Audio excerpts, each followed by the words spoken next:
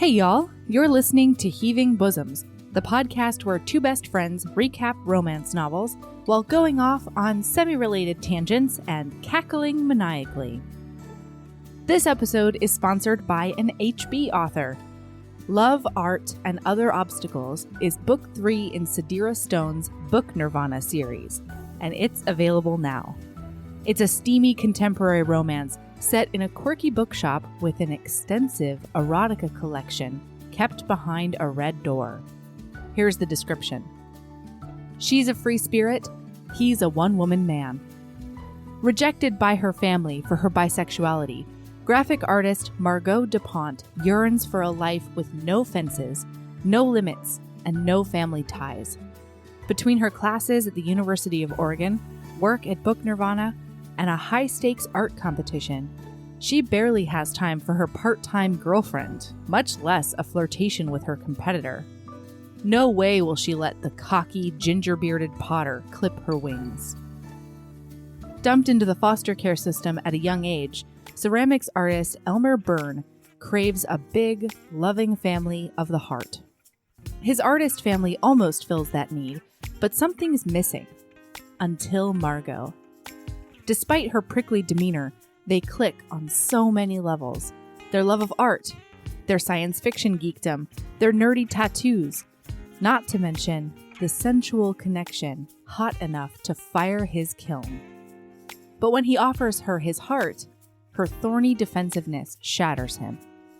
Thrown together by a competition that could jumpstart only one of their art careers, their irresistible attraction forces them to reconsider the true meaning of success and freedom.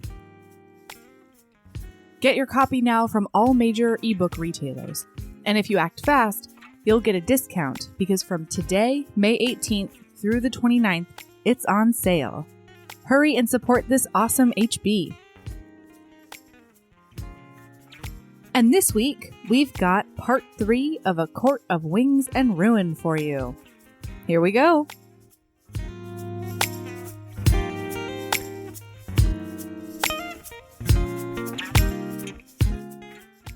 Oh, hey, Erin. Hi. Hi. How are you? You're eating more of it? Yeah. Melody, you guys. I'm eating more chocolate. We just recorded a Patreon episode about Abraham Lincoln, fuck Lord of the Moon. Yeah. And Melody was feeling a little bit sleepy, like maybe she was dragging a little bit, and so she went and got some chocolate. Yeah. And then I watched her eat the chocolate and then drink approximately 6 gallons of water to get the dry, bitter, 100% cocoa chocolate. It's that 90% chocolate that is like incredible and so good, and it like hits the spot, but it does make your mouth a little dry, and that's not right for this particular medium. I watched you chug so much water to get the chocolate out of your mouth, and then we're like 1, 2, 3, 4, 5, 6. Like, what are you doing? No, I'm licking my fingers. No, Melody, we came out so hard on hand lickers last episode. Oh, fuck. Heaving Bosoms is against hand lickers. You didn't say that on purpose. That was a joke. That was a happenstance. That was a happenstance. What a joke. Oh, it's good. Oh, no. Melody, we are anti-hand lickers. We're not anti a lot of things, but we are that. We are. You know what? I'm anti-palm lickers. Is that just what it was? Just what did we even? How did that even? No, it was hand lickers. How did that even come up? I don't remember. Pharaoh was peeling apples on a rock in fantasy time. Come on, you're camping right now, bitch. We did hear from some HBs that like peeling apples, so you know what? I'm not sorry. They were more in the slicing apples camp. And there like was either who way, peels an apple. There was an apple peeler out there. Yeah, wow, yeah, she was out there. I didn't pick that up. Yeah, yeah. All right. Well, no banter. In addition to yeah, okay, yeah, you're right. You're right. What were you gonna say? Nothing. I was just gonna talk about how I had the perfect Mother's Day. Melody, they're listening to this in the future, and it's not Mother's Day anymore. It's true. You're absolutely right. This is not going to be timely How anymore. was it perfect? God, it was amazing. It was totally amazing. So it started by Michael letting me sleep in. And then the next thing I did was shower, motherfuckers. Who woke up and shower? It was Melody. Oh, yeah. And actually, I ended up showering twice because I did a shampoo, like a clarifying shampoo. And then I did a deep condition with like my hot hat. And I did that. And when I came down in my hot hat and my deep condition, Michael was like just perfect timing finishing up this gargantuan breakfast for me. Yes. And so I ate this gargantuan breakfast that was cooked perfectly. And then the kids gave me some of their teeny tiny presents because my real present isn't coming until early June. And it was so nice. And then what else did I do? We worked in the yard. I did some power yoga. It was, and then he made me this steak with French fries and like bitter greens. Ooh, were they the skinny French fries, the fancy boys? Oh, yeah, they were crispy. I like a fancy skinny French fry. French fry. Yeah. Yes. Yeah, and then now I'm talking to you. Yeah. I'm hanging out with listener and I'm eating 90% dark chocolate. And it has been a perfect day. I do see it in your hand, and I do have to caution you once again to please. Oh, I just took a bite. I know, I saw it. Nobody can stop me. I'm going to lick my fingers. You have to edit out all the water drinking, so I do. That's on you. That's my job. But wait, we just wasted 2 minutes where we could have been talking this infinite book that has so much plot that it's going to be maybe 4?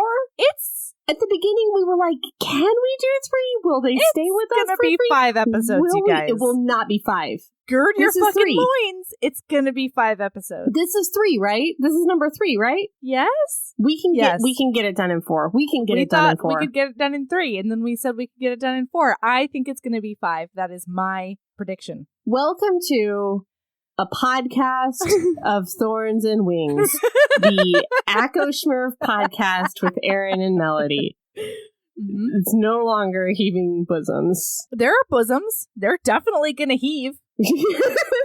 There's something that happens in book 3 of this supposed one book, and I have not cried that hard since, you know what, I'll tell you when it happens. I don't think we're going to get to whatever that is today, because I don't have whatever that is in my notes. No. Are you talking about the big ending? The ending? No, I'm talking about a thing that happens before the big ending, but it's still in part 3 of this supposed because I cried during the big ending. For sure. I cried there too. But like I also knew it was going to be fine. But I also cried. But I also knew. Yeah. All right, you guys, we're not wasting time. You guys, we were just in the Hewn City, but now we're back. Okay? Now we're back. Reese has made an alliance with Eris, that bad brother from the Autumn Court. Bad, probably delicious, though, brother, who's got just enough reasons. And his pumpkin spice is to die for. Let me tell you, I would read that book. I would read Moore's book. There are a lot of books I would read. Moore needs a book. I would read Valium. What's that guy's name? Yeah, Valerian. Yeah, I would read his name isn't Valerian. No, it's not Valium. It's not Valerian, and it's not Valium. But he is the guy who sent those rubies to Amryn, and I would read his book, and with maybe Amryn when she becomes like a big monster again, maybe like she still remembers him, and maybe he does fuck that big monster. Oh, let's fuck that big monster, Valerian. Get your root all up in there. But a book that I do not want to read is Those Bad Sisters. I cannot wait to have those bad sisters redeem themselves. I am excited for Nesta and Cassian and maybe Elain and Azrael. Here's what they deserve. They deserve a Patreon episode and nothing more. If you don't chop firewood, you don't get a book on the regular episodes. That's what I say to you, Nesta and Elain. All right. Okay, listen. So we're back in Valaris. Yeah, and guess who's mad? Moore. She's really mad that Reese made that alliance with Eris and didn't tell her. Actually, that's what everybody thinks she's mad about. she's really mad about him. She was mad about. No, she's mad about him letting the dark court into Valaris. I was also going to say, she's also mad about her dad getting to come over to her house now. She doesn't like that. And she's pissed. And Feyre's a little bit ruffled, too, that, like, Rhys didn't tell her ahead of time that this was his secret plan. Yeah, they're supposed to be a team. Feyre didn't tell anybody about the Rumbledamere, that she was going to ask for that. And so everybody's mad at each other. Rhys says this thing that's, like, crazy. Where Moore says... Oh, yeah. Moore basically likens his alliance with Eris as if she went behind his back and allied with Amarantha. Because her traumatic relationship or whatever. No, with her dad. No. With Eris. No, was that her dad? No, with her dad. You know what? I'm just going to go with you. I feel like history has proven itself. But anyway, she's basically like, the thing you did is basically like if Amarantha were going to knock on that door and I was like, sure, Amarantha, come on in and be my ally after you raped Rhys for 50 years. And Rhys is like, if Amarantha knocked on that door and was going to help us defeat Hybern, I would thank the call. I would thank the fucking cauldron, and I would fall on my knees. Hot. I mean, Rhys yelling at Moore in that moment was a fucking lie. That is a straight up stone-faced lie. It's a lie, but I kind of wish it wasn't because I feel like that's what he did for 50 years, right? Yeah. Anyway, cool scene. Anyway. So that happens, and then Feyre lets something slip about going to the prison or something like that. Yeah. And so Amren is like, excuse me? Pardon me, prison? What are you doing at the prison, question mark? Why the prison? The prison where I was in prison for thousands of millennia? I don't like to talk about the prison, but I think we should. So they tell her that their plan was to get all the monsters on their side. And they're like, you need to tell us how you got out of that prison now. And Amren's like, you made a plan to get all the monsters on your side, and you didn't mention it to me? Yeah, you didn't have any idea how to actually get them out? Yeah, you didn't consult your monster friend? Yeah. Like, really? And so Amren tells them about how she got out of the prison was that she bound herself in this body. The poor girl that was the Amren OG, like, what happened to her soul, we'll never know. But Amren I think she stitched it out of nothing. Really? Yeah. I thought she was like maybe like a guard or like a visitor. Like she was bringing some flowers to her BF that was in the prison or whatever. And she just like flayed her up. No, the prison is its own guard. Yeah, I know. I was just joking. But I did think she was a real person that she like sucked in there or something. But anyway, she took over this body and she like made herself into a fae. So she's kind of like not really a full monster anymore. And then when that happened, the prison no longer recognized her as a monster and just let her walk out. Yeah. So she's saying that if they're going to release the Carver from the prison, they'd have to do the same thing to him. And he probably would not be cool with that. He doesn't want to do that. Why would he want to do that? Why would anybody want to do that? Yeah. Yeah. Especially since you're like safe in there. Yeah. You put yourself there. You got nice digs. You're happy.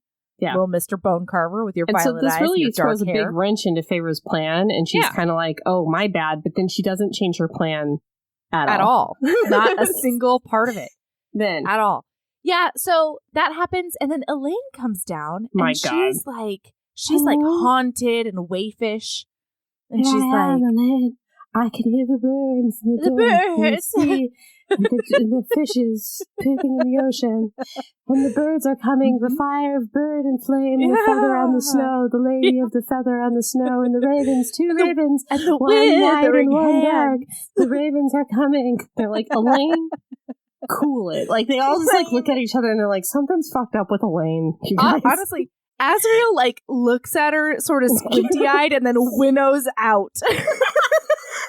In that moment, I was like, Azriel, this shadow slinger. All of us. I don't want to be anywhere near this bullshit. I just imagine them having all these like adult grown-up conversations and Elain just coming in and being like, hello. Like, come on. So poor Lucian's soul is like tied up to her. Like poor Lucian is like, I got my soul tied to her. I've got a soul bridge with this one over here. So he's like do you guys mind if I call a therapist to check this one out? Literally anything, anybody. Everybody acts like this is the first time anyone has ever considered calling a healer to go check up on Elain, who's like literally wasting away by her window, just mumbling crazy shit all the time. Right. Mumbling about like proton particles and worms. Come on, Elain.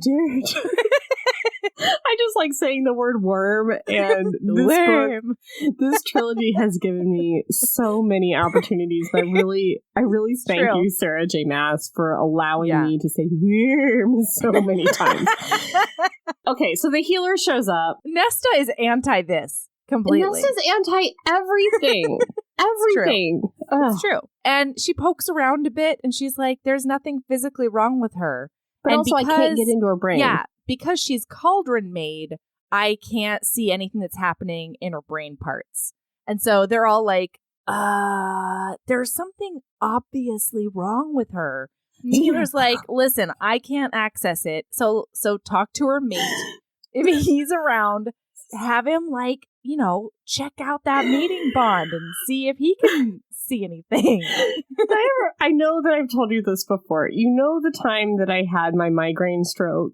You remember this? Yes, of course you remember this. Okay, you guys, there was a time where I had there's these weird migraines that give you stroke-like symptoms, and I had one time, and I thought I was having a stroke, and so did everyone else, and I had what's called aphasia, which is where you're thinking one word, but you say another. Oh, no. And it was the single most terrifying event in my life. If you can imagine the situation where you're trying to say, I don't know, rainbow, and it comes out like doorknob.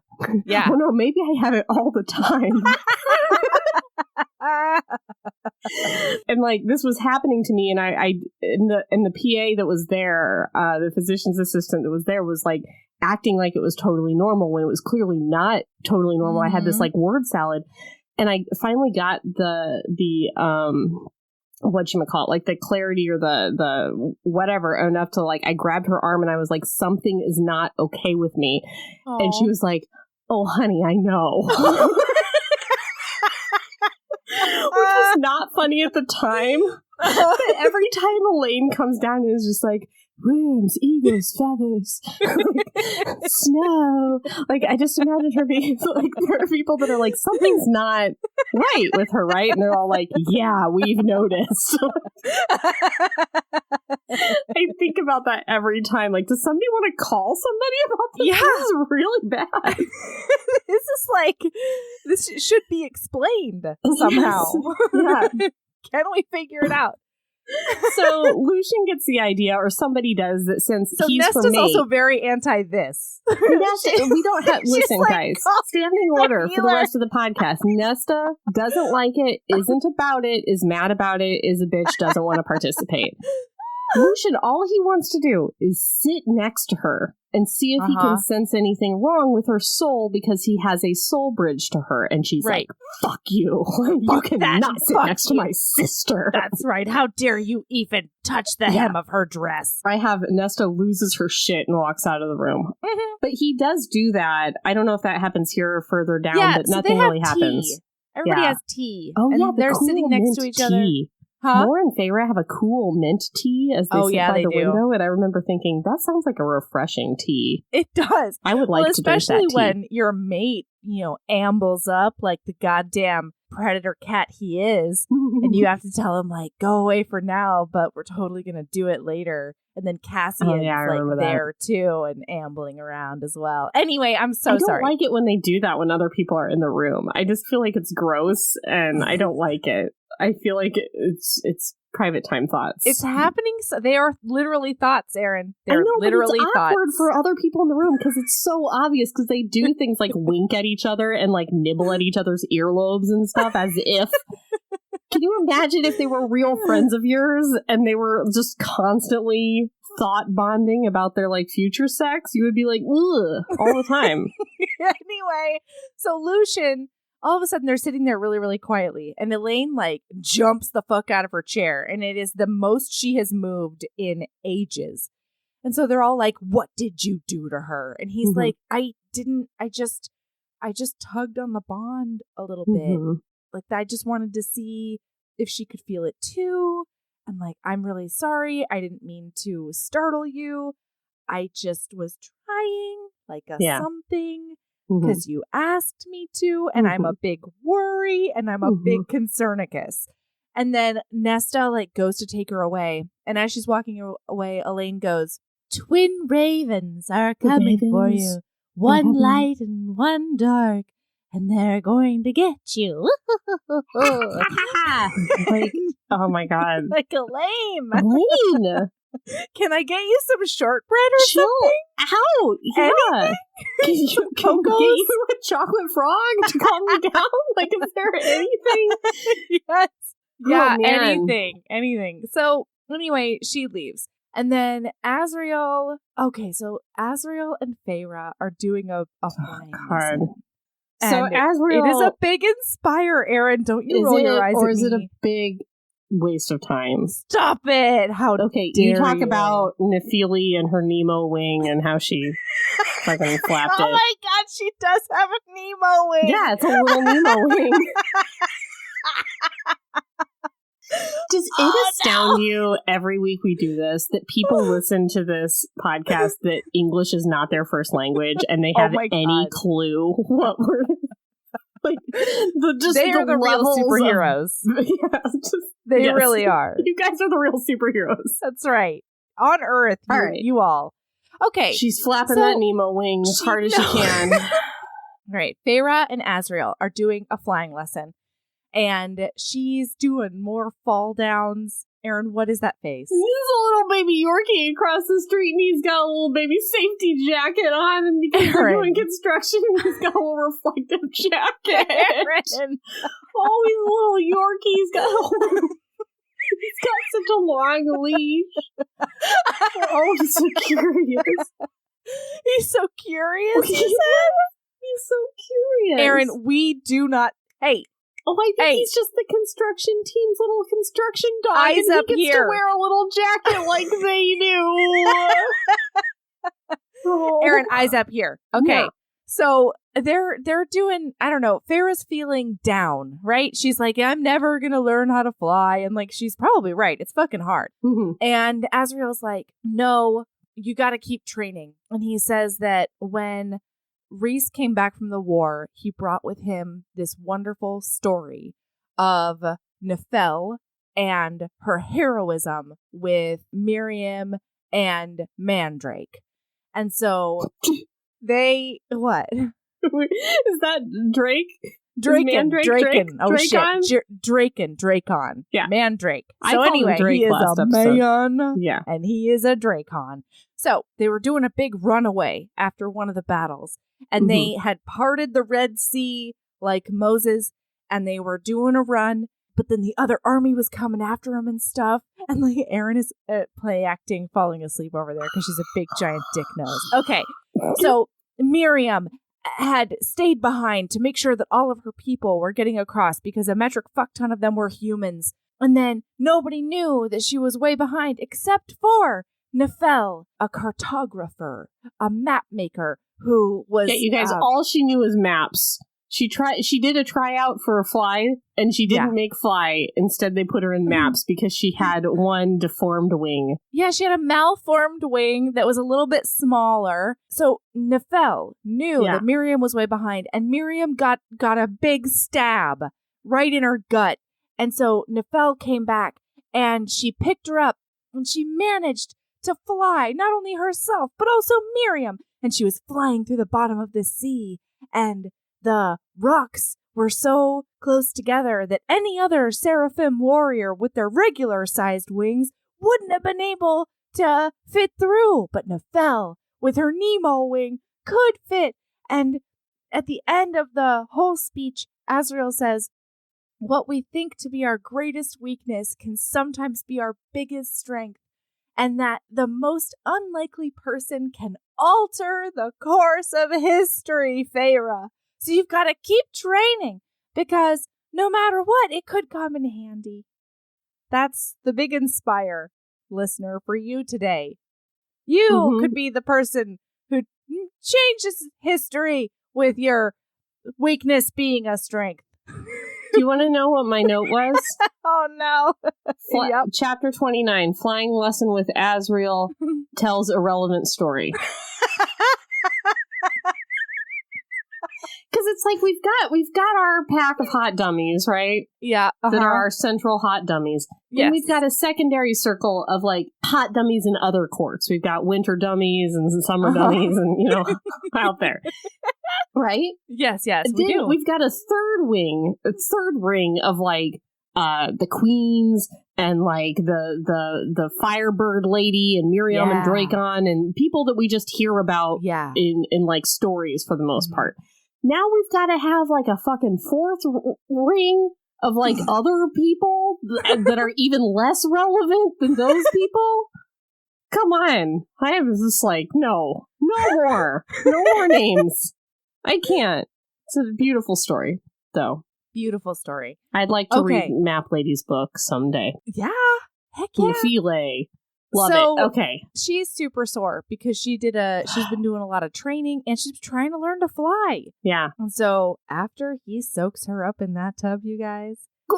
Bing, boom, bang, bird click. Yes. She takes a bath because she's so sore and so dirty and so sweaty. Yeah, that's what I was getting to. And she talks about how she has to squeeze into that bathtub with her wings. He did not fix that bathtub. That bathtub is still not fixed. That is still a regular size bathtub. List? Yes. We're in chapter 29, and we were supposed to fix that bathtub back in chapter, 13, Reese. Ages ago. Reese. Sand. Make that bathtub bigger. It's not hard. Oh.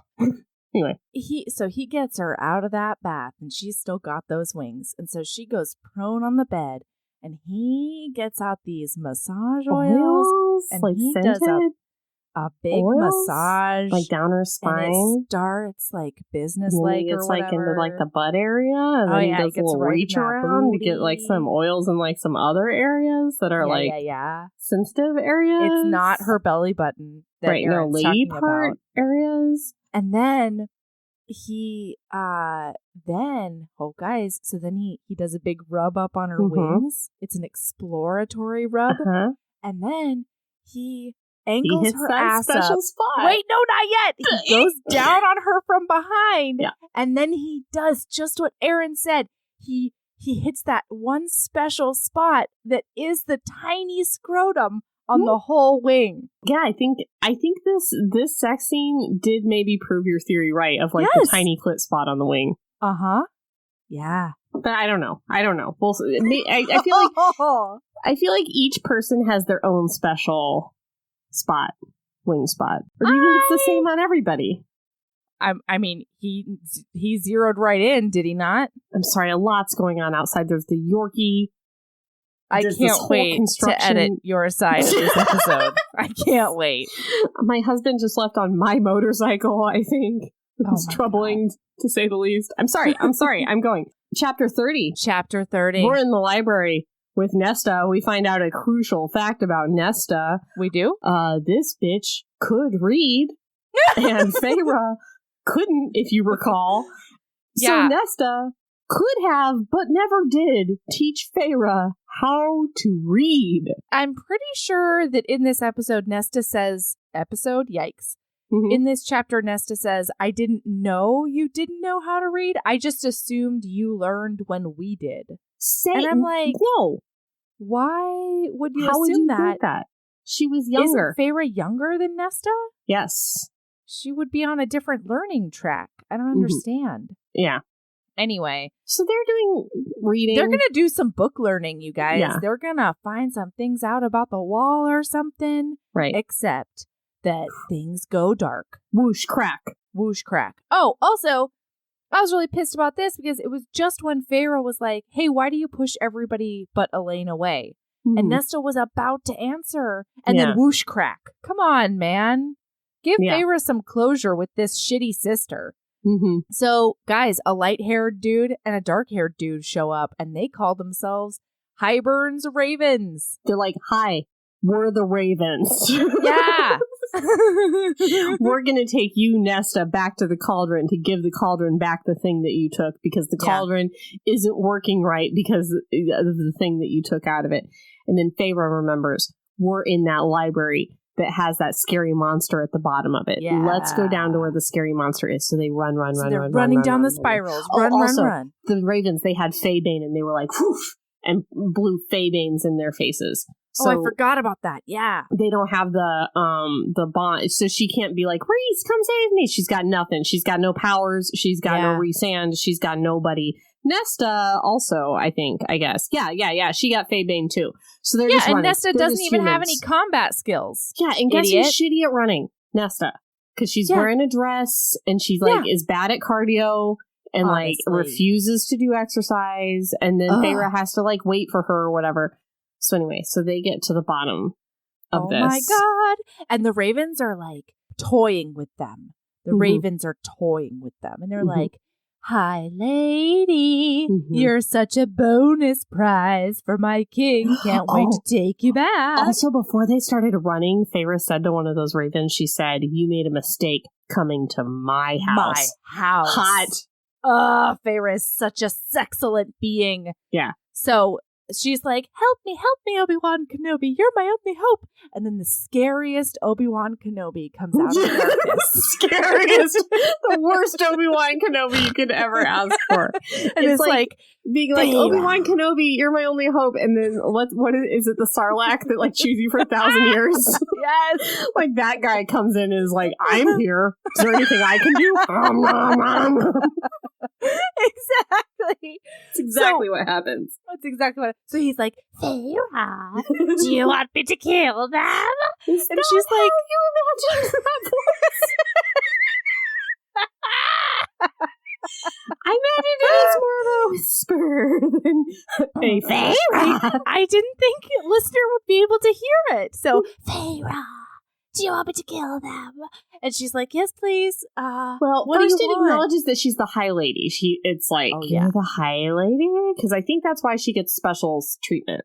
Yeah. Oh, probably. Because it lives in Rhys's kingdom. I think if Rhys went down there, it would be like, you're my High Lord. Totally. So now that it knows she's the High Lady, it's kind of a little deferential toward her. Yes, absolutely. Hot take, Aaron. Mm-hmm. So she's like, yes, I would like for you to kill them. I need your help. What do you want? And he's like, I just want company. I just want to know what life is like on the outside. Uh-huh. And so she's like, yeah, cool. I can do that. It's a bargain. And so he goes and so he says, close your eyes, which is really sweet. It's a really nice thing for that big monster to do. That's scariest Obi Wan Kenobi. But also, isn't it super dark down there? Could they even see anyways? I bet it's one of those fishes with the lights that, Oh, yeah. The dark fishes. The lure fish, dark fish. Yeah. You know who he didn't tell to close her eyes? Because this is all going on in Feyre's head, because she's talking to the thing and the ravens are like, who the fuck's she talking to? Yeah. Nesta. Great. Nesta. Do you think Nesta sees it? Oh, I hope so. Yeah. Oh, me too. Anyway, so he's like, cool beans, I'm going to go murder up these ravens. And so she closes her eyes and all she hears is screaming. Yeah. And then Cassian comes down, and then Rhys comes down.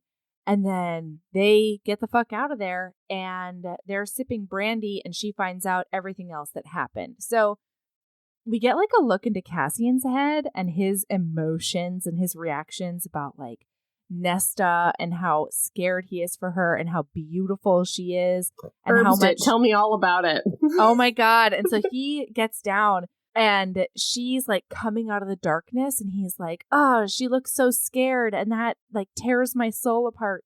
But she's also so beautiful. And he loves the fact that she's running into his arms. And so he opens his arms too, because he really wants to just embrace her and probably hump on her a little. I don't know. Just a little small hump. Just the tiniest secret hump. Just a little tiny hump.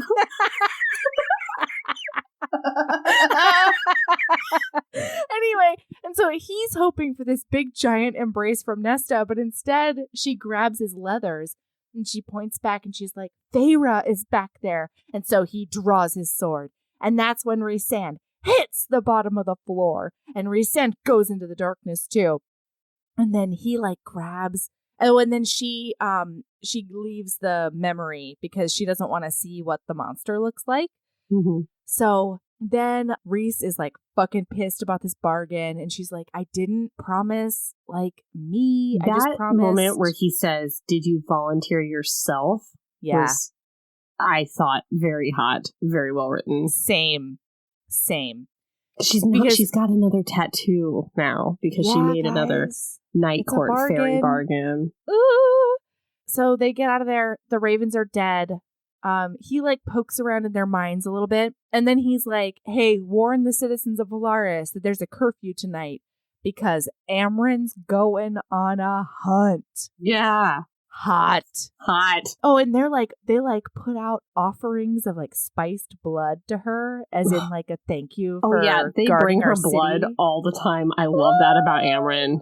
Amren's a super hot, sexy monster. She is. All right, what happens next, Aaron? Oh my God, do you want to know what happens next?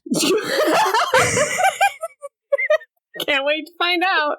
Why do I take notes? What is the point? I was like, Melody, I'm going to do you a favor. I'm going to take notes this week. Doesn't matter. What happens next, Mel? No, you know what? I think I missed something. Go ahead. Tell what me happens what you next? think happens next. The summer court. No. Okay. So next we find out, guys, blow to the psyche, Elain is a seer. She's a seer. Oh, gosh, she's not crazy. She's just saying things from the future at random. That's crazy. That's you still need to put coherent thoughts together. Yeah, fair. To be, they're like, it's from the future, so now it's cool. She doesn't need any psychiatric treatment. And that's not the case. She can't string together a from thought. The future. No, because she also talks about the queen that went in and came out a withered crone. I'm getting there. Right? Yeah. So, but I'm saying it's not only the future, although she was in the room when that happened. So I don't know why it would be something she doesn't know. Well, because I don't know, because she's thinking about Queen 6. There's this Queen number 6 is apparently out there somewhere and she's been cursed. It seems that the cauldron took things from those queens. Yeah. It took things from those nasty, shady queens. Yeah. But it gave things to Nesta and Elain, or they took them. Well, so wait, because Nesta and Elain went in first. We had a very helpful listener in the cult be like, hey, FYI, it was because they needed to prove to the queens that it would work. I reject it, and I fought it. We went back and forth several times. I reject it. I mean, that is in the text why that is the justification that the author uses. I just feel like it's thin. I feel like if you have this cauldron, and you need to test it, you either test it with one person. Yeah, one. Why two? You only need a one. And why use the sister? Because, what you expect the cauldron to do is to make people immortal and powerful. That's what you're expecting to show the queens, that this cauldron will make you young, beautiful, powerful, immortal. Yeah. And so if that's what you expect to happen, don't throw in family members of your enemies. Yeah. Why would you do that? Why wouldn't you use a child of the blessed or, somebody that already worships your kind and wants to be? Anyway, but regardless, so Elain went in first. And the whole idea is the cauldron gave Elain something, or maybe even just polished up something that was already in her. And then Nesta, on the other hand, went in and fucking took something from the cauldron when she came out. And so since then, the cauldron has been really sleepy and very vindictive. It's been a grouchy pants. And because they put those two in is maybe why it didn't work on those queens, or the cauldron was just like, we don't like these icky queens. Sure, I don't like them, and I'm taking some shit. So it cursed some of it. It did weird shit to them. One of them is immortal, but she's old now. So Queen number 6, because her most beloved attribute was her youth and her beauty. Right. So it made her immortal, but it made her a crone. Right. But they think that the rest of those queens sold Queen number 6 to this sorcerer lord, is what Elain says. Who knows? Remember when I was talking about those circles of people I care about? This is the last one before you get to Nemo Wing map lady. Man, I've got some things I want, Aaron. Which is what? I've got some things I want. I can't talk about it until the end of the book, but I will give you the list of things I want out of the rest of this series. So we've got Queen number 6. Apparently she is a firebird by day and a woman by night, Shrek style. Because there was a sorcerer, because the queens didn't like her, and they gave her to a sorcerer, and like maybe a cauldron has something to do with it, and I'm not really sure. But also the thing. Sorcerer has a whole harem, but she's the only one that has to be a firebird by day. And she's always like rage screeching, which I love. Again, not really a punishment. Like, I would be cool with that arrangement if I were a cool firebird by day, I think. I mean, I don't know. If I still had to like have a job and pay bills, I think I would not like to be a firebird by day. Yeah, that would be I feel rough. Like employment for firebirds is like very low. It's tough. Yeah. It's hard time out there for those flaming birds. It's a hard time to get a job for a firebird. But if I didn't have bills, I think I would enjoy being a firebird during the day. Yeah, fly around, flame around. Yeah. Yeah. Anyway, so she sees with her seeing power that this lady is out there. So they're like, ooh, that 6th queen, Vasa is her name, would be a great person to have on our side because maybe she could convince the humans beneath the wall that they need to be on our side and like turn against those queens. So then they start talking about who should go find the firebird lady. I feel like the obvious choice is Elain. But Elain no one even can't do anything. Come on. Maybe take her with or something. Yeah, true. I feel like Elain on this expedition would be crucial. But whatevs. So a lot of people volunteer, and then all of a sudden, Lucien from the shadows steps forward and says, I will go. And they're like, Lucien, you're not a part of this, man. Get out of this. Oh my God. And he's like, no. Let me help somehow. I have special eyes. You see this golden eye? It's my special eye. It's a fairy eye, and I can see things with it that other people can't see. I probably wear those contacts from 1-800 contacts for my special eye.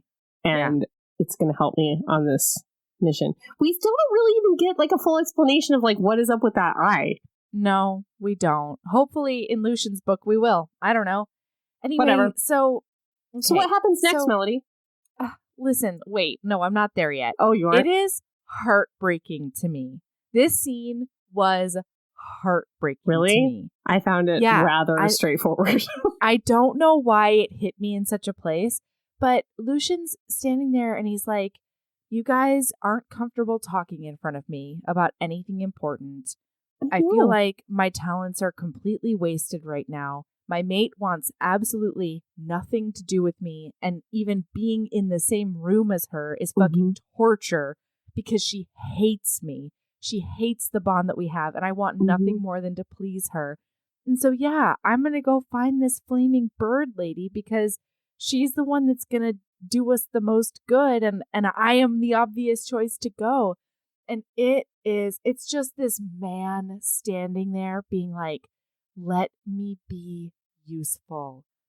Please let me help. And I don't know why Lucien breaks my heart. I love him so much. I know. That's why the heartbreaking feeling Gryffindor. You had in this scene is the feeling I had when they landed in Valaris and Lucien's like, this is the Night Court. This is what it's been. My whole life has been a lie. You've betrayed me for this long, and this has existed, and there's children in the streets, and these are your friends, and this is your family, and all Feyre wants to do is fuck.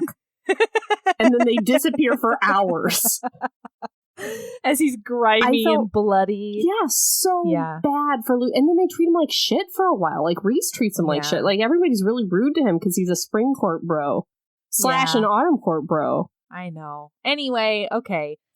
All right. Guys, you want to know what happens next? Summer Court attack! Amryn bursts into the room and she says, Hybern has attacked the Summer Court. I just got a message from my boyfriend Valerian Root and we need to go save them. And so everybody fucking Illyrian leathers up and they get all their blades. And they say, Amryn, you sexy monster in a skin suit, you stay here and you protect Valaris, which I think is rude because, like, her boyfriend is the one who brought them there anyway. They should get some makeout time. It's basically either her or Rhys is going to stay behind because they're the only ones powerful enough to protect all of Valaris single-handedly. Hot take on that one later on, but there was an obvious choice on who should stay in Valaris, and it was a Rhys. Anyway. Yeah. So they all go, but and Rhys is never gonna stay back. He just likes to flit around the Mordor. Like he's like flying around Mordor. What is it called? Hybern. Like no, stop it. I know. Anyway, okay. So they all winnow in, and Mor and her winnow into like a mountain far away, and they're looking down on everything. It's a weird.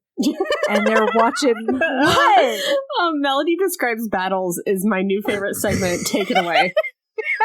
I won't say anything for 10 minutes. Let's do it. No, correct me if I missed something. Okay. No, I love it.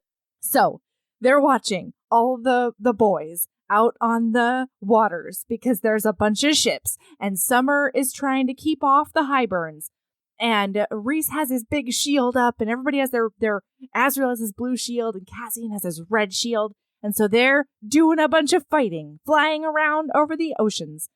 And Hybern, they realize that a bunch of their weapons are like Fey-baned because they can get through all their shields, and so it's extra hard for the boys to do their fighty times. And then somebody gets a message in their brain parts that's like, the people in the castle need help. Everybody on all these fucking high fae assholes, these high fae royalties have gone up to like the penthouse and barricaded themselves in there. And so all the lesser fairies and the servants and stuff are down in the lower floors just getting fucking slaughtered from the basement up. We've got one of those situations like The Rock in that high-tech building where the terrorism strikes. And there's a bomb, and he's got a... So we're making an analogy to Skyscraper starring The Rock. The one. Yeah. That's the one. Yeah. Skyscraper. The analogy sort of falls apart because the family is more trapped in the penthouse, whereas these high fae are just assholes being in the penthouse. Anyway, so Mor and Feyre, they winnow in to the castles. And so Mor's like, are you ready to murder up some bitches? And Feyre's like, no, but I'm gonna. She's like, great. Let me know if you hesitate at all because I will not hesitate. I am the Morrigan, truth teller and beheader of enemies. She does behead a lot of people. Yeah, she fucking does. Mor gets it right. Oh my God. Mor is such a soldier, just Valkyrie in this moment. So they're going through. And they're just slaughtering the fuck out of Hybern soldiers. They're saving lesser fairies left and right. They clear like 7 floors of this castle, all by their onesies. And they keep on like turning the lights out. I don't super remember how they do that. I think Feyre might do that. But she just turns the fucking lights out. She makes everybody blind. And then she and Mor go in and just swish, swing, phew, heads roll. Oh, man. And then they leave the castle when all the lesser fairies are fine. And they leave the castle and they're going down these cobblestone streets and they're making it just the streets run red with Hybern blood. And they're slashing and they're swooshing and they're winnowing and they're doing all the things. And then I think maybe the battle might still be going on around them, or maybe it's not. But Feyre starts nudging on that mating bond on Rhysand, and she's like, let me into your brain, let me see what you're doing. And Rhysand's like, all right, bitch, you can come in, but once you're in because I gotta focus. Which is, may I cut in? Yes, please. Which is wild. Feyre is in battle still. She's just like collapsed by a fountain right now. It's not like a crazy battle like it was inside the castle when they were clearing the floors. But it's certainly enough. But it's still going on. In fact, after this whole ordeal, Mor wakes her up and is like, Feyre, we have to fucking go. There's enemies all around us right now. So, like, Feyre, maybe just, like, handle your own shit. Just mind your peas and carrots, Feyre. Yeah, like, maybe wait until after the battle to like go back into the briefing room and see what happened with Rhys. Like, yeah, not now. Come on, man. But that's so we get to see the Rhys thing happen right now. Totally, it's like, whatever, it's a narrative and device. I was fine with that storytelling device in the moment. But in reality, like, don't do that, Don't do that. You guys, if you are ever in any kind of firefight, do not, with your mate, or blade fight, nudge on his brain and try and go in there and trap yourself in there for any period of time, because you're not going to be as aware as you need to be in your own body. Of all the things that are going on. And so you keep your demon tea to yourself. Yeah, that is fairy battle advice. From Aaron and Melody. Melody and Aaron. That's right. Okay. Don't do that. So what's going on with Rhys, Mel? Okay. So Rhysand is up above. He's swooshing and a-flying up above the oceans. And there's arrows probably flying and cannons too. Chop. And he is like seeking out this power. He can feel a radiating power from one of the shipses, and he's like, I need Which again, can you though? Because can you, Rhysand? When we find out what's going on there, can you though? Is that a power that you feel? Yeah. So he's going, and then he lands on the deck of a ship, and he knows that there's something in the bowels of the ship that he needs to get to. And so he's misting up all the soldiers that are on the decks, and he's like, it's me and you, Hybern! Come out wherever you are! And then he says, Marco! And then Hybern says, Polo! And he comes up from underneath the ship, and he's like, oh, hello, Rhysand. Funny seeing you here on this battle that I started. And Rhys is like, give me the cauldron and give up now, Hybern, because I've got you dead to rights. Pew, pew, finger guns. And Hybern's like, not so fast, little whippersnapper. And Rhys is thinking to himself something like, I need to make one good hit or something, probably. Well, that's the thing. He's having a full-on conversation with the King of Hybern, but he's also having a full-on conversation with Feyre in his brain.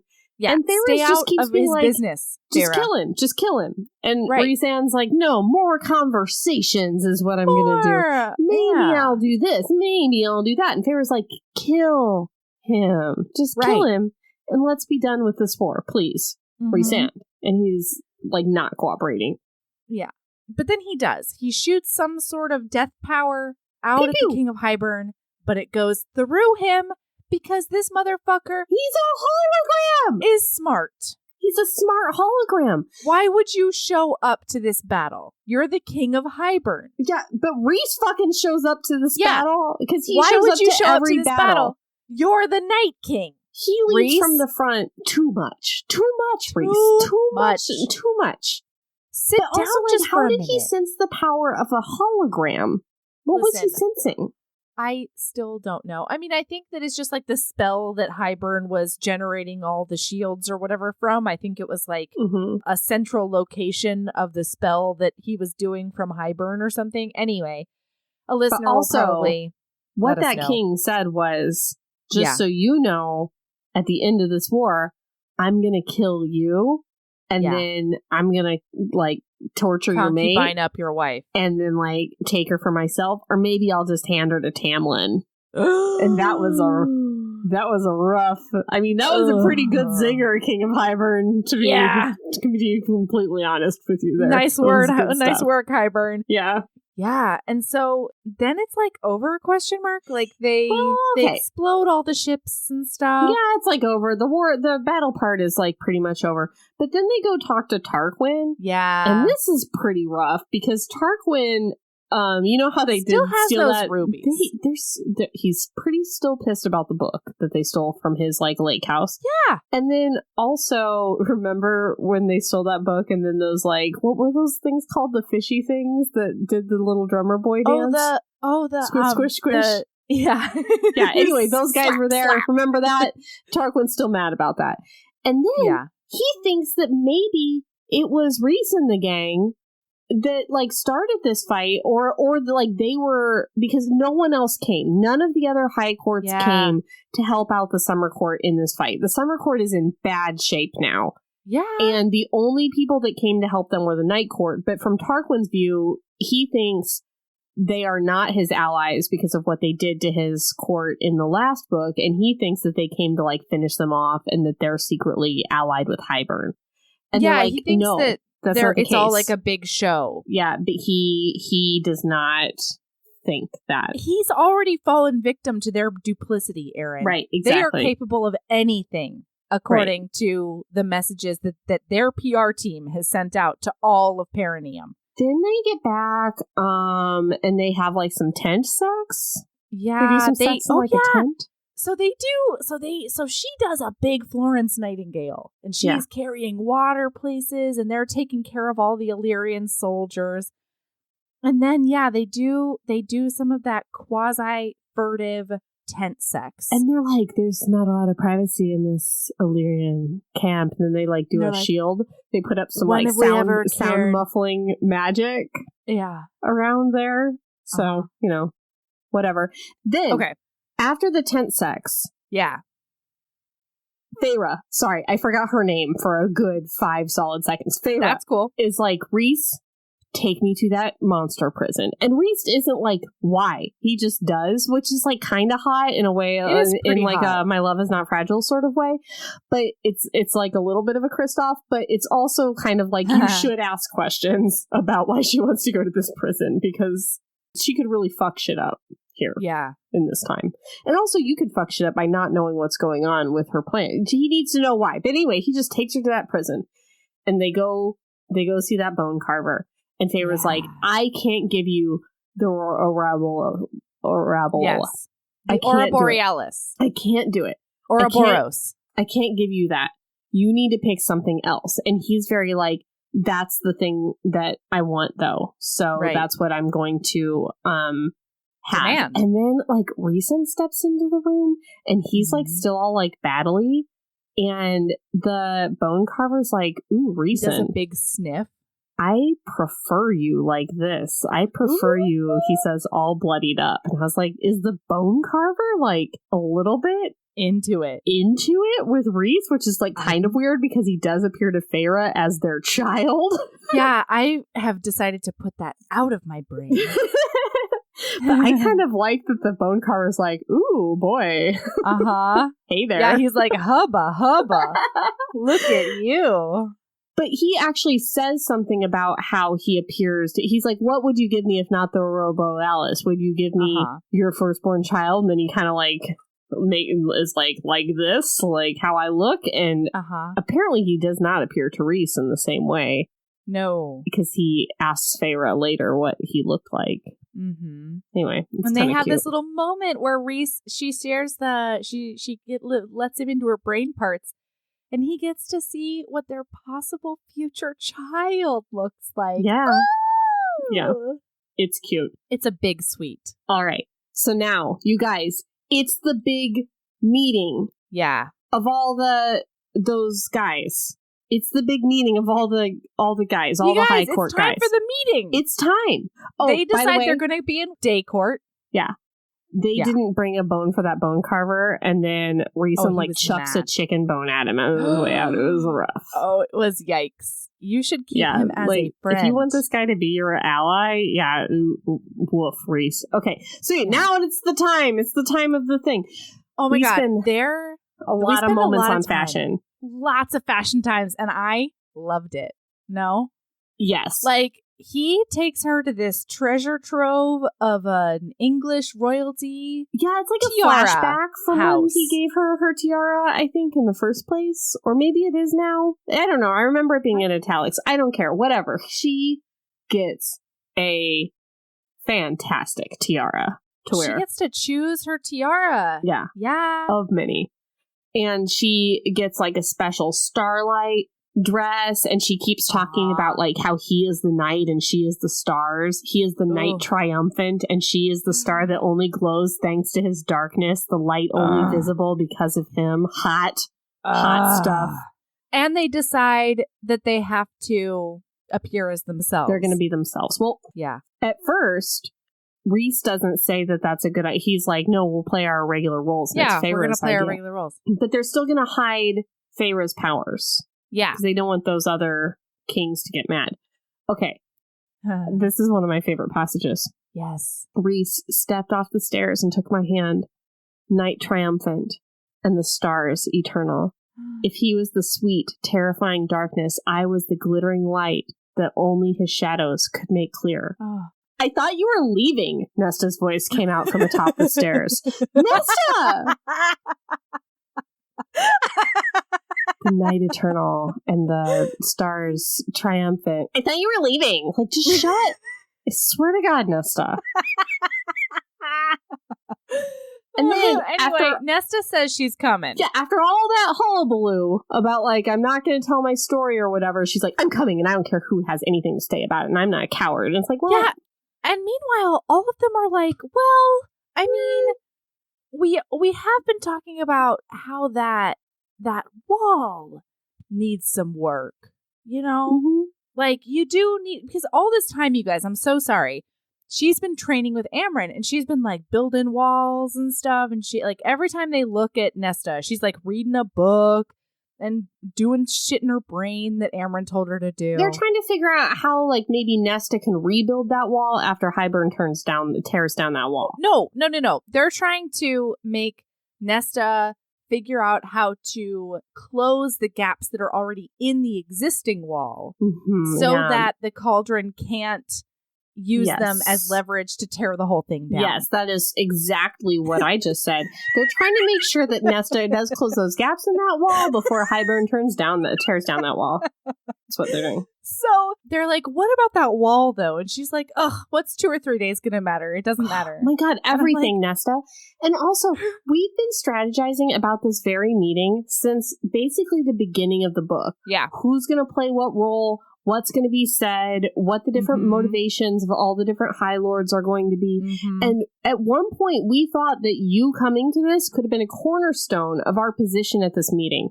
And then you told us no. So then we re-strategized, we regrouped, we came up with a new strategy. And now you're telling us 10 minutes before the meeting with the leaders of all the different nations in a world at war that you are coming now. Like, I hate Nesta. You do. Yep. I don't blame you. Yeah. So they winnow right into the day court. Wait. It is...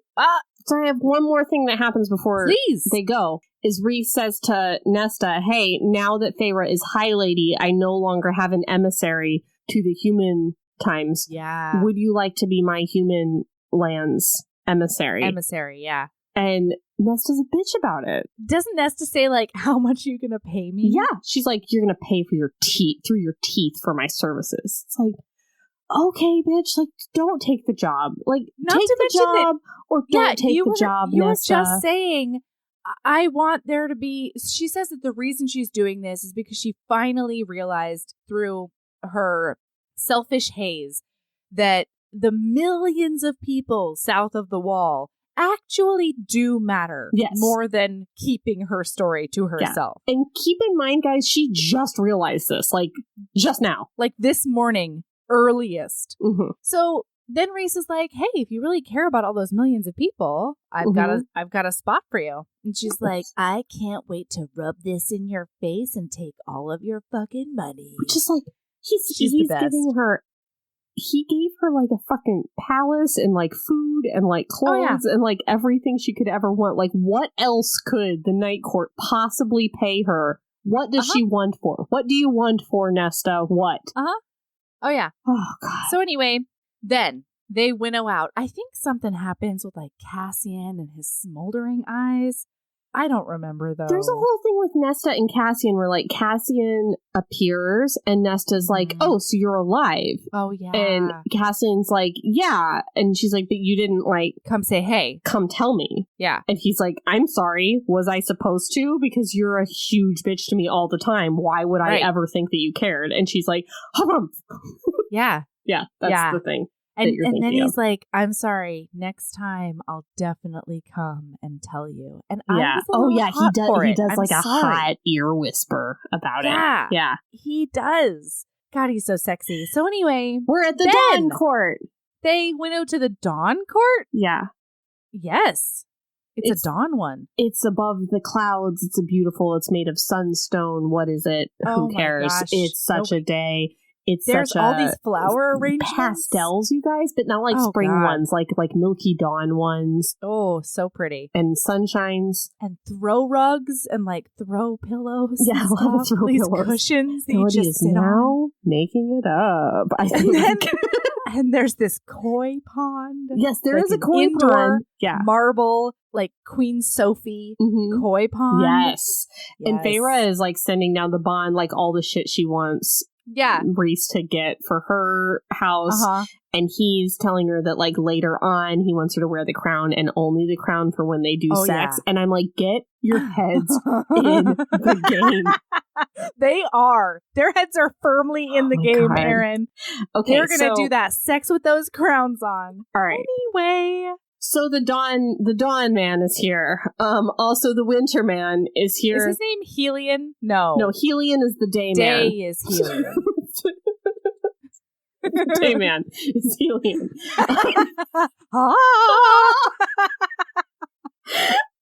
Winter man is here with his BFF lady. They have a great friends to lovers love story. They do best friends. But they never told each other that they were in love with each other. And then they got sucked into that mountain with Aramalthea.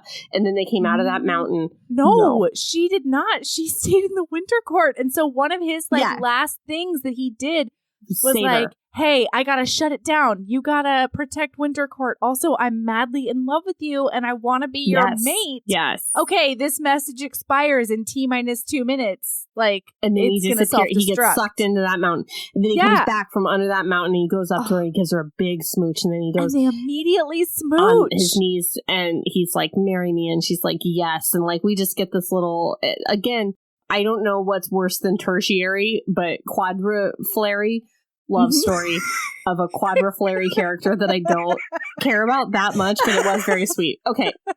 And meanwhile, we find out later that they like ride around on harnessed polar bears. Yeah, and her name's Viv. She wears furs in summer, and she's best friends with Moore. Yeah. So Helion, the Day man, is there. You're a nightmare. No, it's like kind of perfect.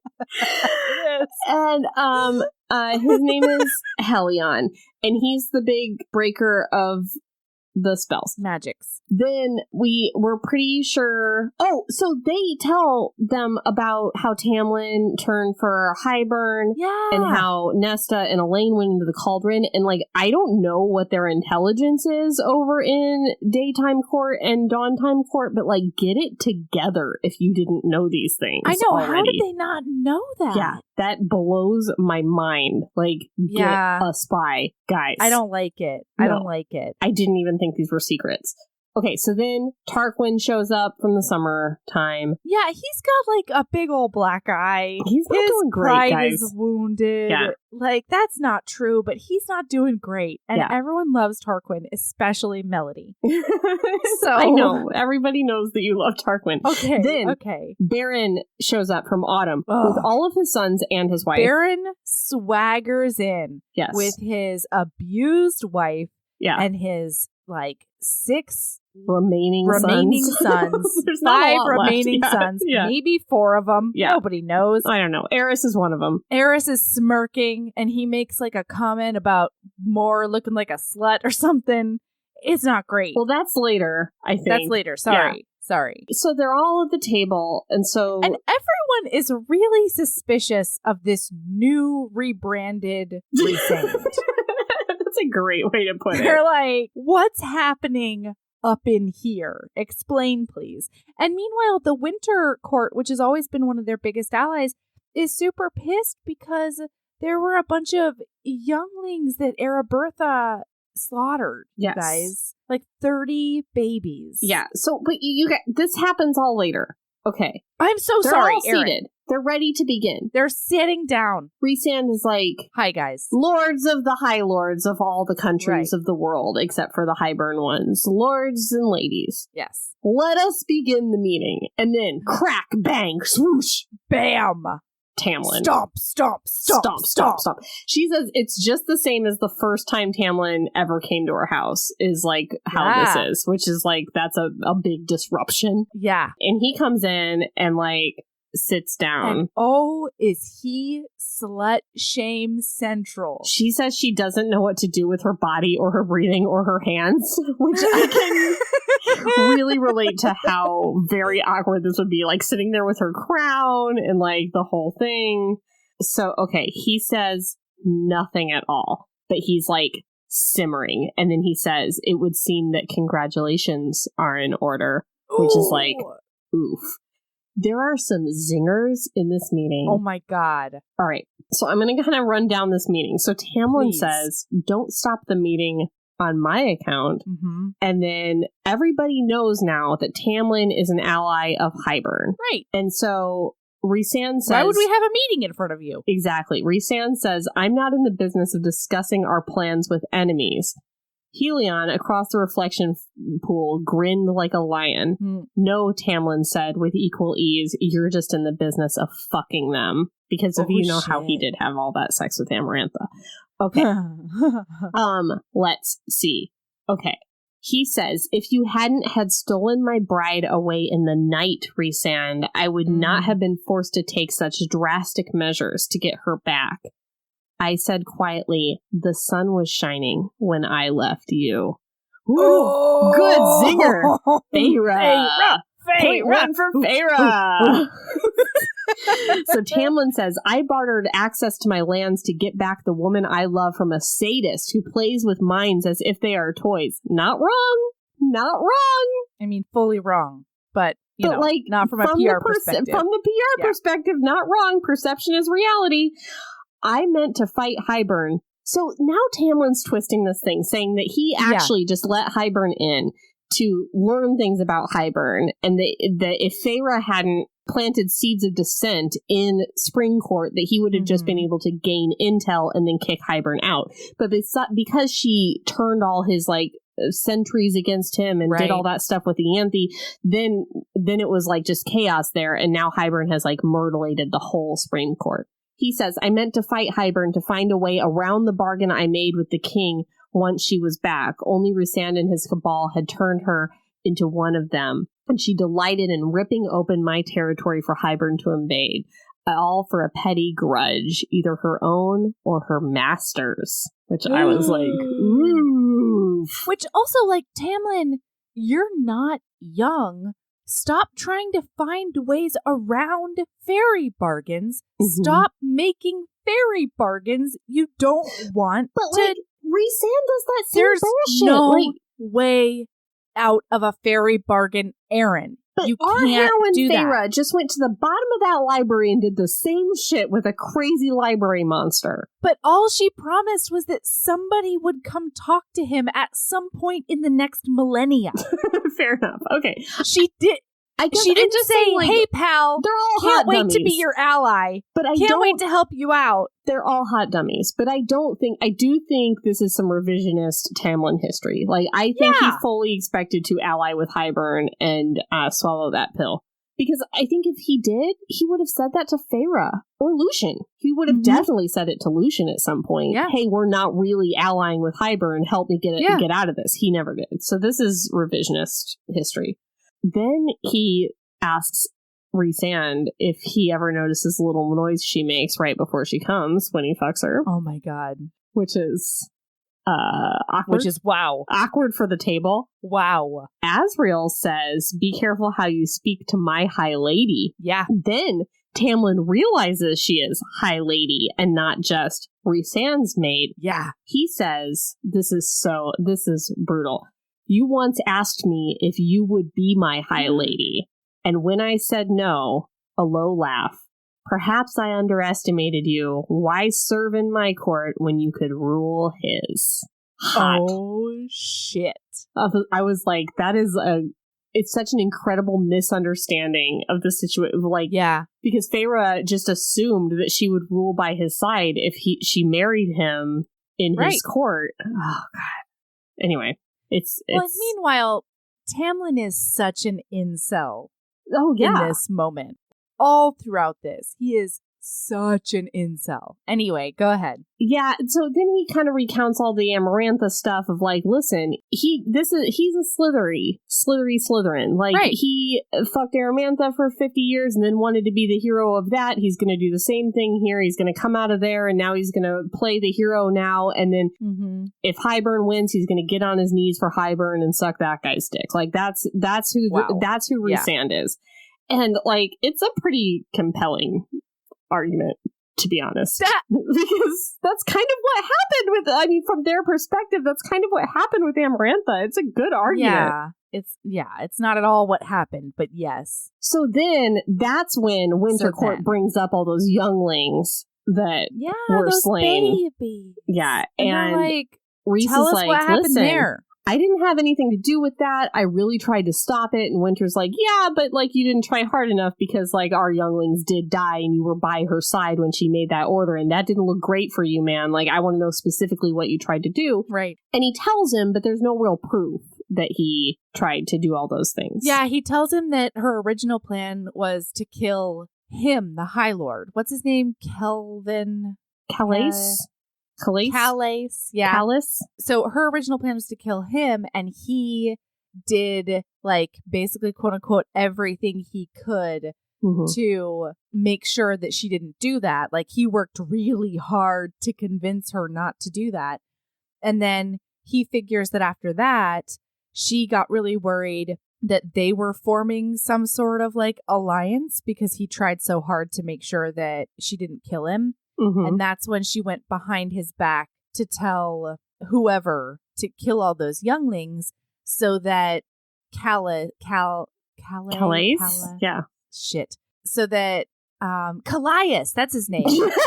Sorry. So that Calais would never trust Rhysand again. And he's like, I'm hoping that didn't work because we do need to trust each other.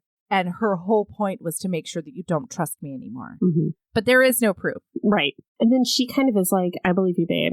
Which is like a real rough thing to say at the table. Like, why do that out loud? Yeah. But then somebody says the girl who gave the name of an innocent human in her place to be flayed alive on that wall by Amarantha. Wasn't that Baron? I think one of them. I don't remember who said it. But, like, yeah, that's a hard look for Feyre, too, because she did do that. Not intentionally. She also didn't know that's what was happening. That she didn't know that that was happening. It looks like a pretty sneaky bad move. Yeah. So this just goes on and on.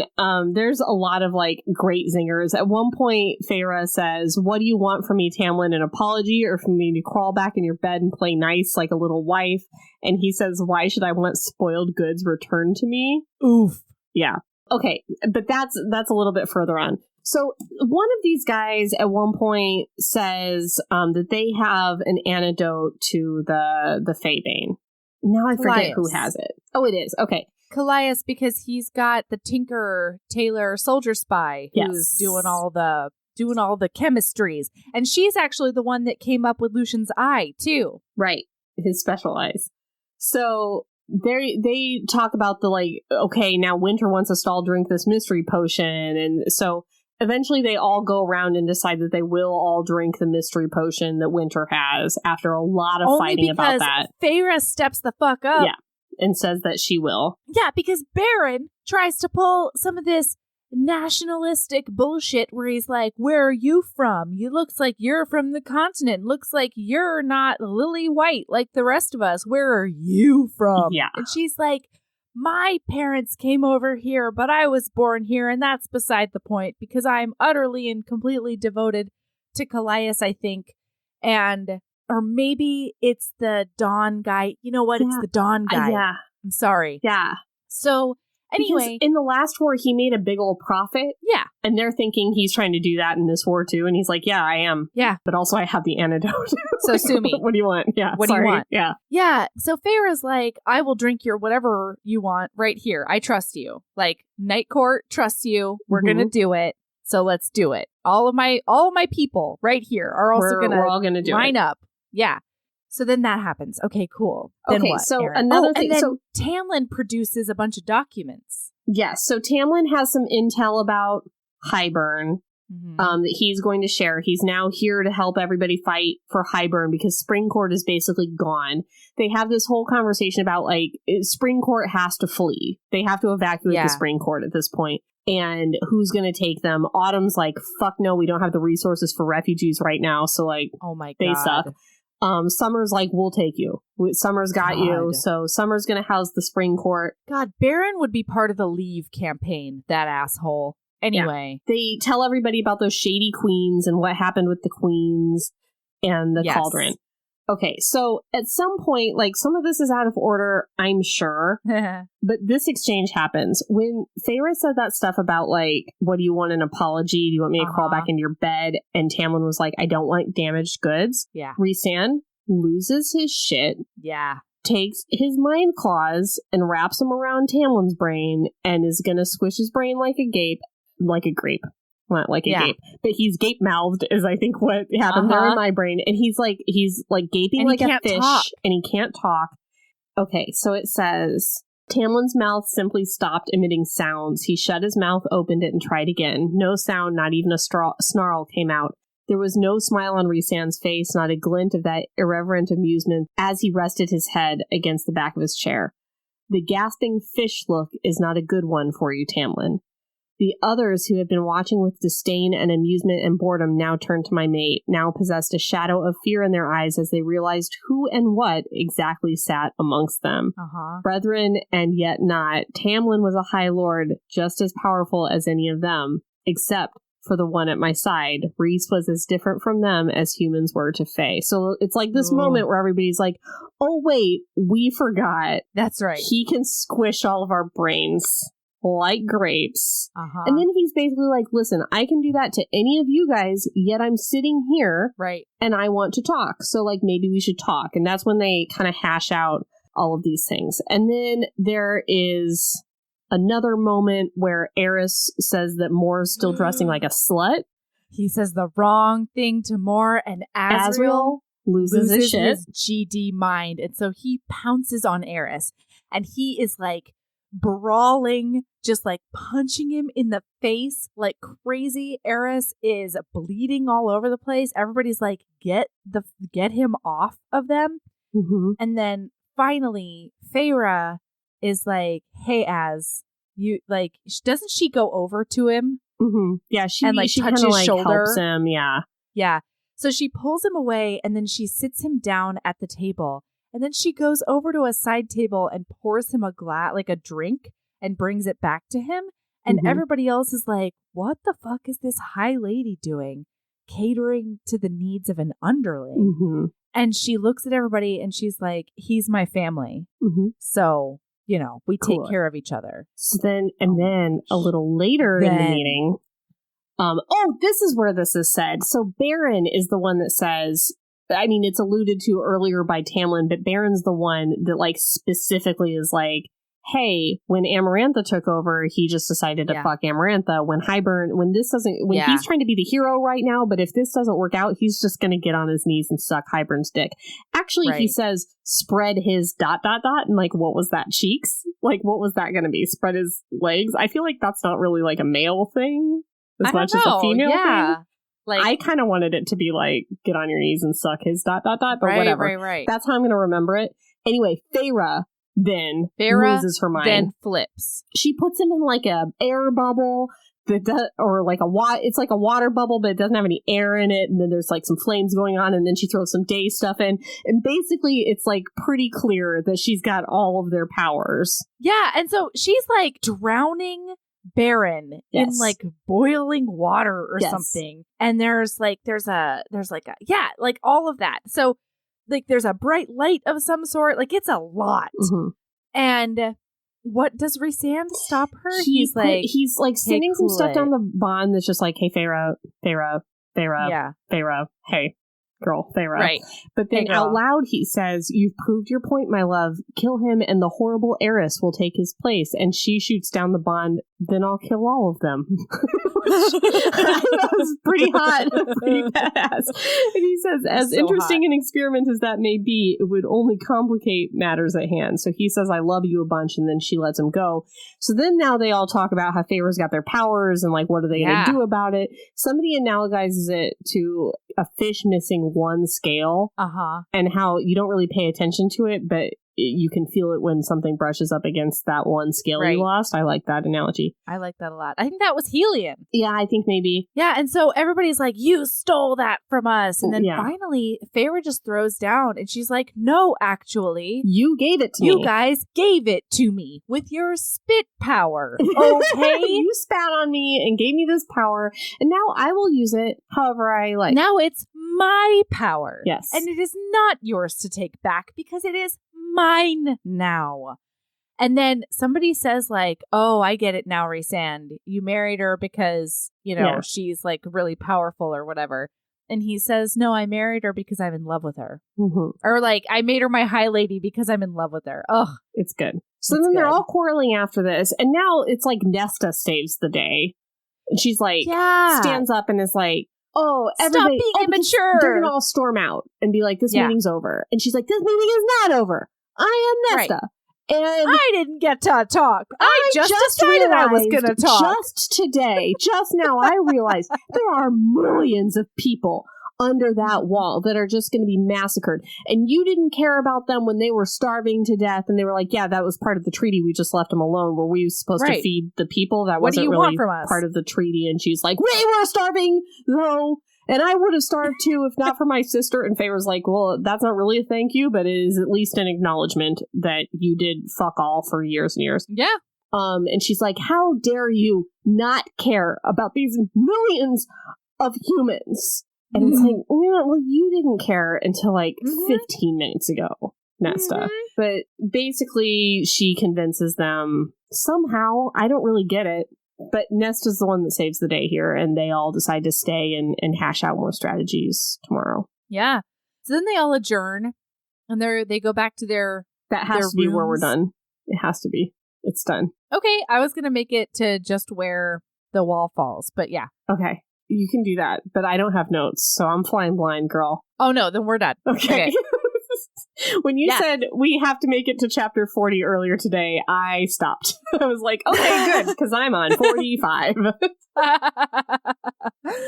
All right, and so... Spoiler alert, that wall's coming down. Yeah, next episode, you guys, at the beginning of the episode, basically, that wall is coming down. So, see you then, HBs. Is that how we end episodes? See you then for episode 4 of this Akawar miniseries. Do you have a lady love, Melody? Do you have a lady love, Aaron? Sure, I do. Hair? Huh? Oh, go ahead. Did you say hair? That's what I thought you said, and I was like, hair, huh? Huh. No, it's not hair, although it is nice, I guess. I feel like a lot of my lady loves recently have just been like the last thing I watched.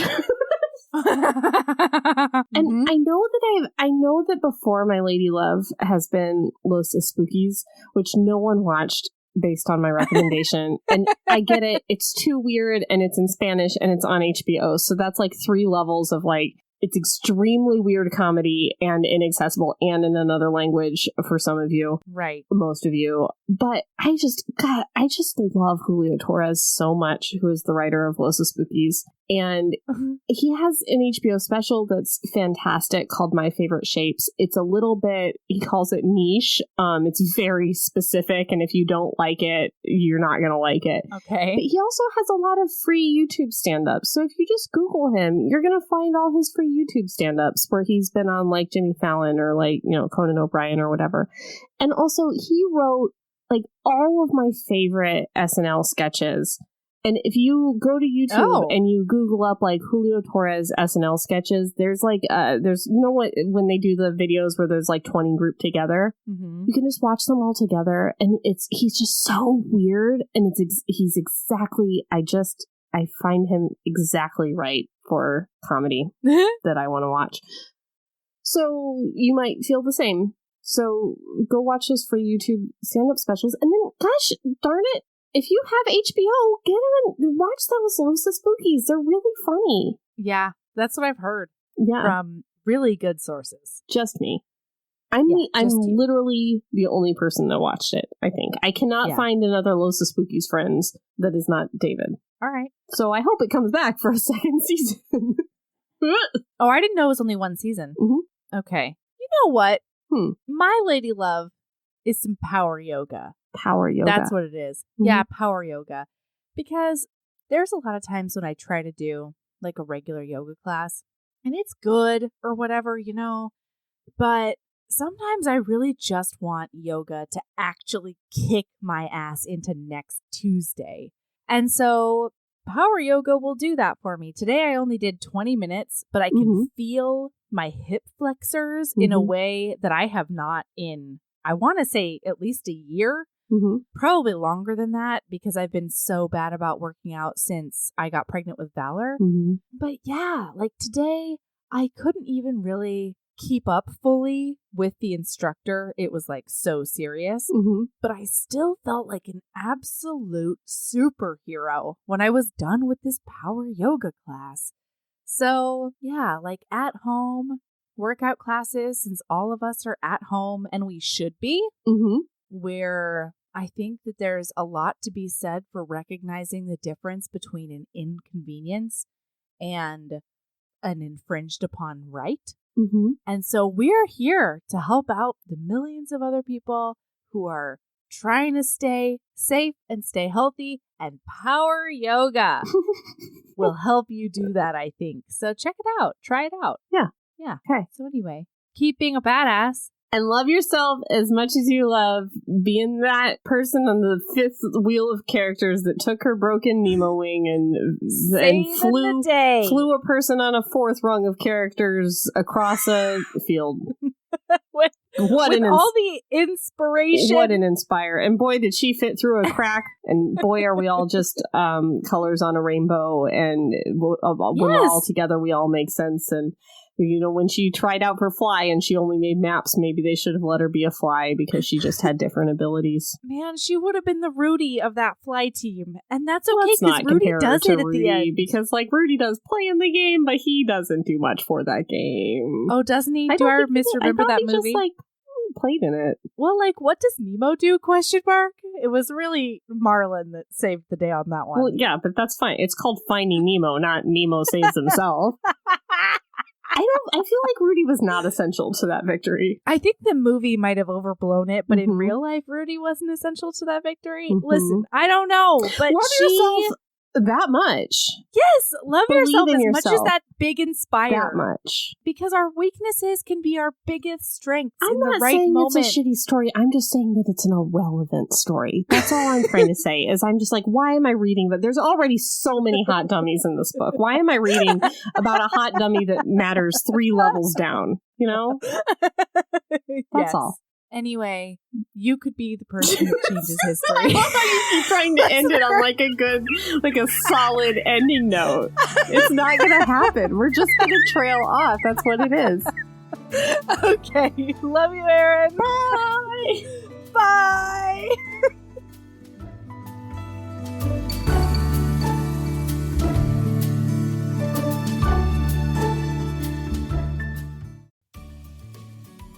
Hey, you. Yes, listener, you. Are you loving the show? If so, please leave a rating and review in your podcast app. The 90 seconds you take to say something nice not only helps new people find the show, but it makes me super smile over at HBHQ. Also, I've had a few people ask, and the answer is yes. We are still doing the 5-star bribe. If you leave us a review with 5 stars, then we'll do whatever book you want. We're real deep into the list, though, so it might be a while. Lilas! Okay, back to the show.